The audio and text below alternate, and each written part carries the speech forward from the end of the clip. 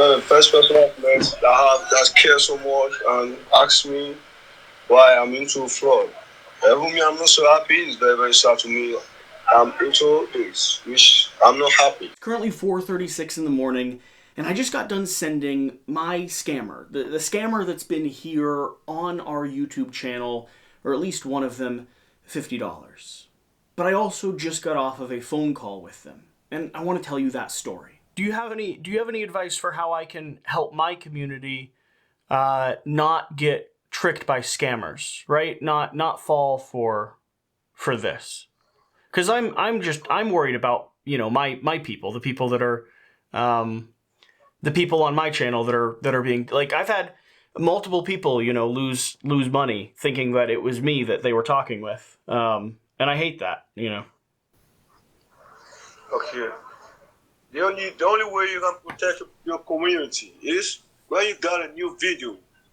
You can tell them someone should pay for shipping fee, and everybody should be aware of scammer. You change your ways, they can't tell to talk to you. You tell them nobody should text you on Telegram, nobody should text you on WhatsApp. That's the only way you can get to save your people. Yeah, just tell them not to trust anything anywhere. Yeah, they should not text you on Telegram, and they should not text you on WhatsApp. That's the only method.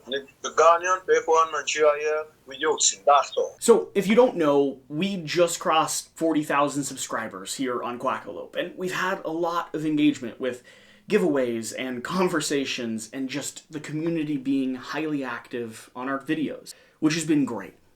But I didn't plan the night that we crossed 40,000 subscribers to be talking to an individual in Nigeria. One of the many individuals who's been repeatedly going into our comments and copying my icon, copying my name, copying my logo, and doing their best to take advantage of our community. How did you get involved in doing the fraud, the scams? Well, it's just about a friend. I want to explain to a friend that is well been doing well. I explained to him that everything's going hard. And I says you have something to teach me that is going to explain things to me. So I said, okay, I'll put to listen to that. So he gets to tell me and show me how it is online. Then I get started and know how it goes about it. When it comes to the video, it's not as if it's a team or group. Now, I know some of you are already jumping to the conclusion that I shouldn't have sent any money at all. But I asked for them to trust me enough to at least talk so that I could make this video. And the odds are, through AdSense, I'll get the money back. So I'm not too worried about that.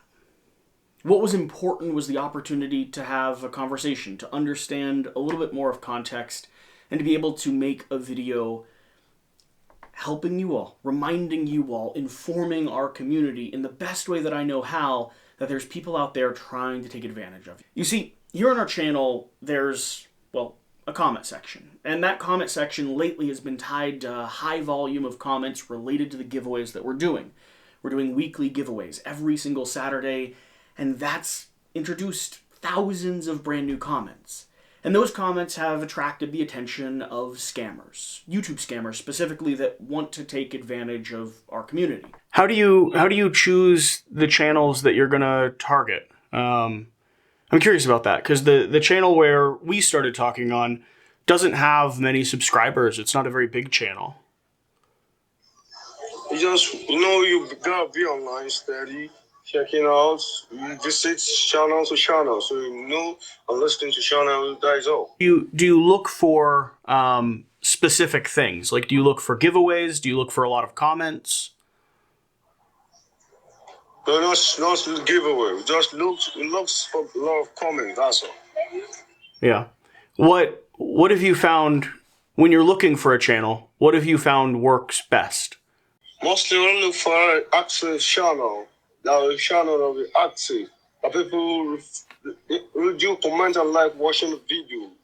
The way that they take advantage of you is they ask you to message them on WhatsApp or Telegram, and then they let you know that you've won. They name the game that you've won, and they add in that you need to cover shipping. And they'll have you send money as friends or family through PayPal or Venmo or any of these other additional services.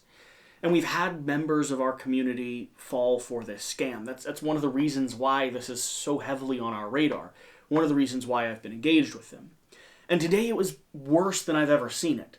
I've had dozens of messages from our community letting us know about the scammers, letting us know that they've blocked them. I've had people actually fall for it again, and I want to do my best to take care of the community that we have. So I decided I would reach out to the scammers and start sending them messages. Now, the interesting thing is some of the scammers have gotten even more precise and even more specific, including terms like quack in the words and text that they're writing, or letting me know that I want a copy of Kingdom Death Monster, even though that's not possible because none have been given away yet. I noticed on one of the comments that the scammer was using, instead of just doing a telegram, they were using a text number, and they were using a phrase from the actual video.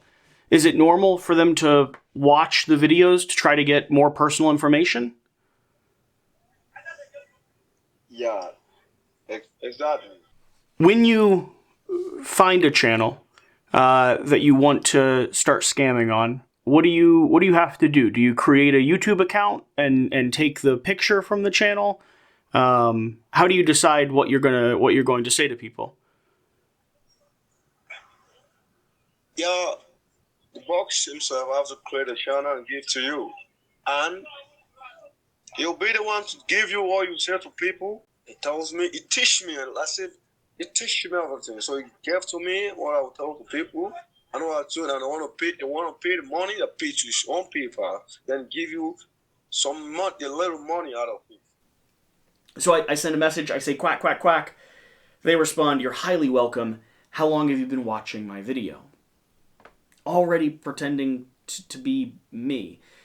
And there's an interesting part of the conversation where I let him know that he's talking to me and impersonating me as we have this conversation. Do you know anything about board games? Board games? Yeah, the video that you were on was about board games. So you were impersonating me. I don't know if you know that. Not really. I told you already. I'm just a new person in it. Yeah. So the community that you've been talking to, and the person that you're pretending to be is me. Like the image that you have on Telegram here is my image. Oh, is your channel? It's my channel. Yes. Wow. And so, do you know anything about board games? Do you know why your boss decided to target my community? Not really. Don't really know. But he says you have a nice comments and plenty comments. You're saying just because I have a lot of comments? So it's a nice YouTube channel that everyone can love and love to take. The issue is I get, like a dozen or so emails every day of people in my community being tricked and hurt and because they think that you're me, right? So when they talk to you, they think that I'm taking advantage of them, and that really hurts. Well, for you being good to me, I don't talk to my boss and talk to him and get tricks of anybody that is disturbing your channel to quit, because I'm seeing you as a nice person and a good person. I go through a series of texts pretending to be a fan, saying I'm so excited and grateful and I can't wait to get the prize. And then they let me know that I've won the giveaway contest. They need to have my full name, email address, cell phone number, country and home address, and confirm that it's okay to share my personal information or my personal name on their social media, as if I'm going to brag about the winners here. And then he says it's optional, but if you're as excited as we are about your win, take a selfie and share it with you, or share it with us. So they could also get your photo, which is great. And I'm sure they use all this information for a variety of different scams other than just this scam. So please do not send any information to anyone on Telegram, WhatsApp, or anything else. I continue the conversation, giving him fake information, using some of the bot calls that I've received to be the phone number that I send over, and we continue talking. He lets me know that he's going to send out packages really quickly, like within 24 hours, and I need to pay immediately to get things shipped to me. And that's okay.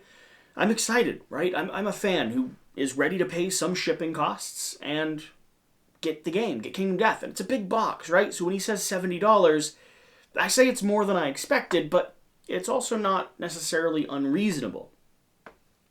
And then he says that it's also going to include a bunch of personal surprises, that it's going to be full of goodies and extra bits, which is true on my channel as well, which I don't love that they have that type of script. They know enough to say quack, they know enough to say there's extra bits going to be included.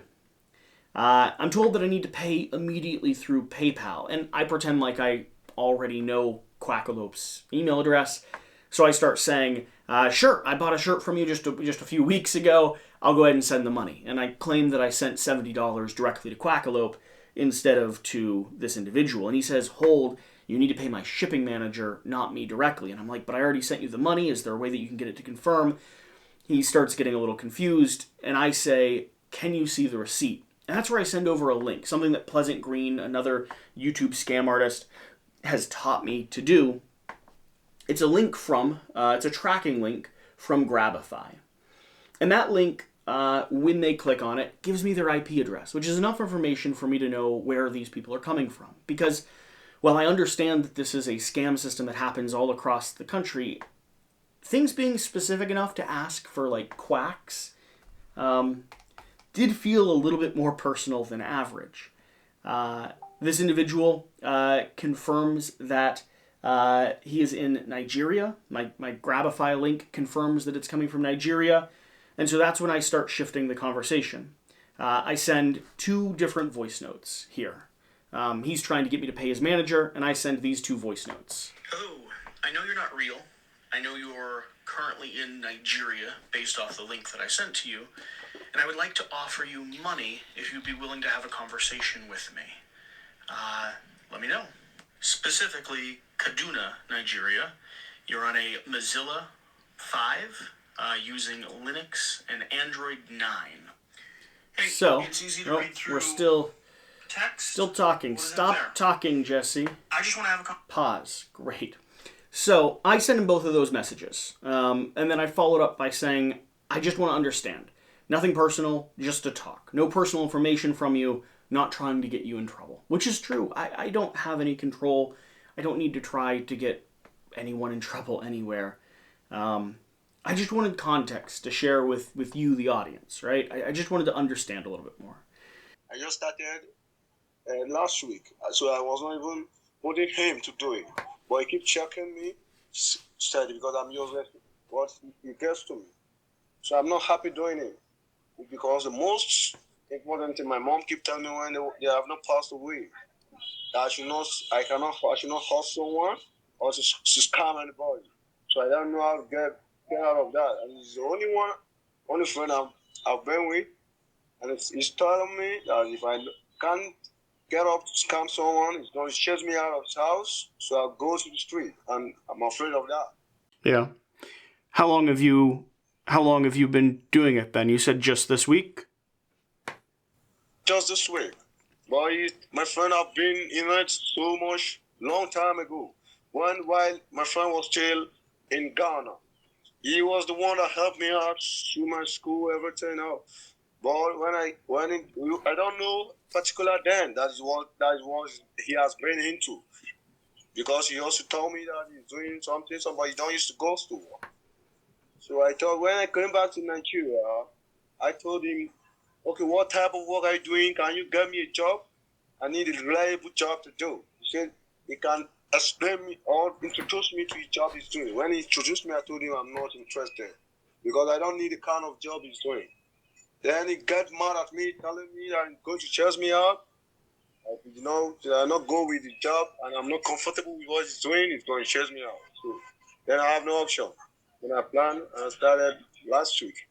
And after a bit of back and forth, he finally agrees to talk. And so I shoot over the $10, and he calls me, and we have a conversation, and it's a little bit hard to understand him, so I apologize for that. I did my best to record, but even just me listening, it was a little bit hard to understand. But what I've learned so far is that, as far as the story he's told me, and I don't have a lot of information to choose to believe or not believe that story, but his story is that he didn't want to scam, that his parents and his mother have always encouraged him not to take advantage of people and not to hurt people, but the situation in Nigeria is bad enough that there's not many other options. And he was living with a friend, and his friend basically said, you either start doing this work for me to make money, or you have to find somewhere else to go. I'm going to kick you out.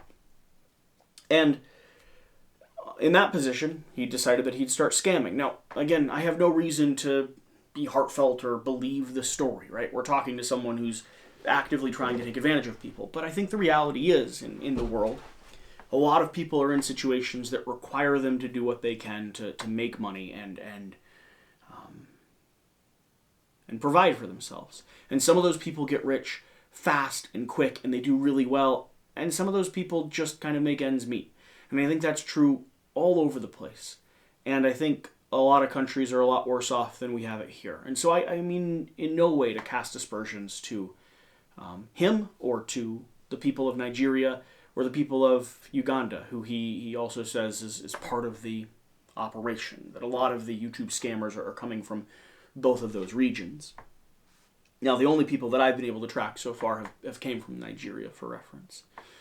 And so we talked about that a little bit. We talked about how rough Nigeria is, that it's a hard place to live, and that there isn't a lot of great options, that he needed $1,500 to start his business, a little commercial stall. And in no way was I going to send him $1,500. That was not part of the conversation, and part of me assumes that he might actually need that amount of money to start something. And part of that also assumes that he might have been hoping that I was more gracious or charitable or generous than I'm able to be to someone who is manipulating our community.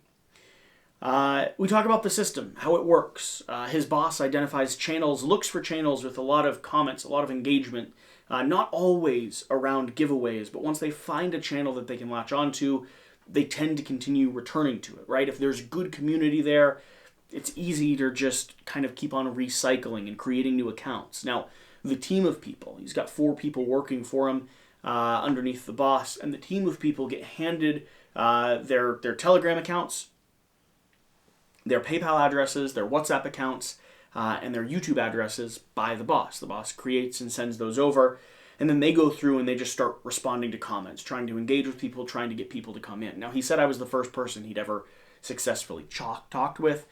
I honestly don't believe that. But he seemed fairly straightforward about some things. So maybe I was.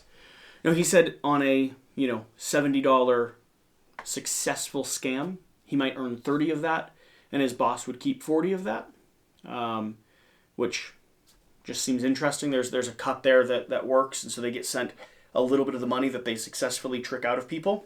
And then he talks about how it's a bigger operation. There's more than just him doing and sending money and trying to find these channels. He says that he's going to try to help at least his team not take advantage of our community. Whether or not that's a reality or a thing that is even possible, I doubt and also have no idea of. And I asked him, as you already heard, how we could protect ourselves, right? How our community could protect itself. And he said that the best thing we could do would be to tell our community not to talk to anyone on Telegram and not to talk to anyone on WhatsApp, and that we'll never contact them for shipping through those direct ways. And that's true. And that's kind of what this video is about. To let you all know and remind you all that there are people out there who are trying to take advantage of not just my community, but a lot of communities. But I care about our community. And then around a 14-minute conversation or so, I didn't really have much more to ask. I didn't know what other rabbit trails to go down or what to offer.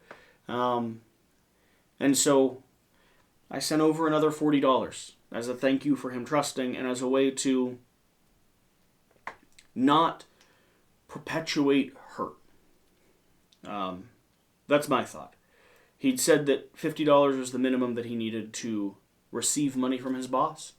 And I don't know if he was lying or not, but that is what I had agreed to for the conversation.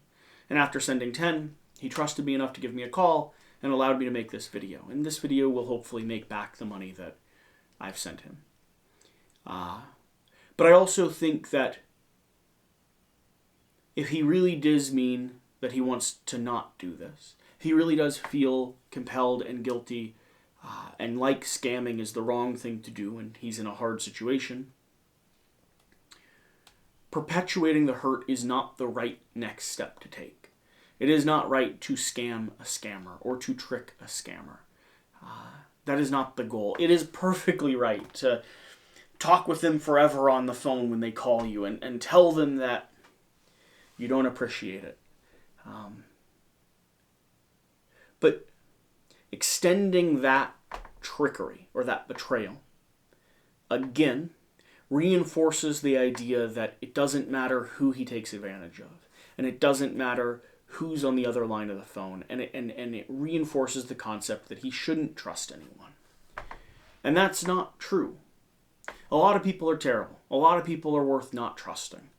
But we're not, right? Our community is not one of those places. And so I didn't want that to be our narrative.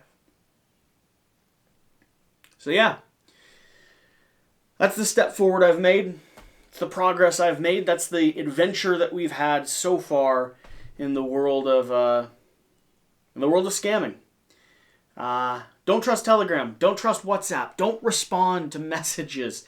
And thank you so much as a community for being diligent and being active and trying your best to protect us from these conversations. It's 5 a.m. I'm driving down to Devon soon. But if you made it to this point and you haven't enjoyed or entered into any of our giveaways, make sure you follow the links, swing over, be a part of the community, hang out with us, hit the subscribe button. Thank you for 40,000. Thank you for 40,000. What a night. I hit 40K and I talked with my scammer. What a night, right? All right. I'm gonna edit this video. And I'm going to call it a day.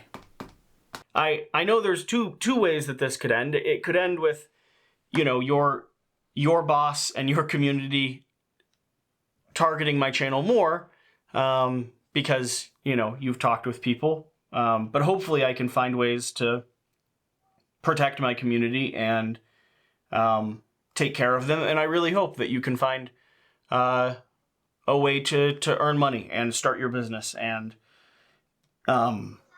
be successful. I really mean that. I am sorry for whatever position you're in that, that makes this the best option that you have. I feel about that. Thank you.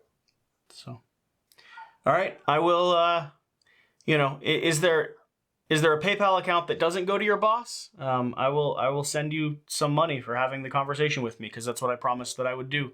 And I appreciate you being willing to talk.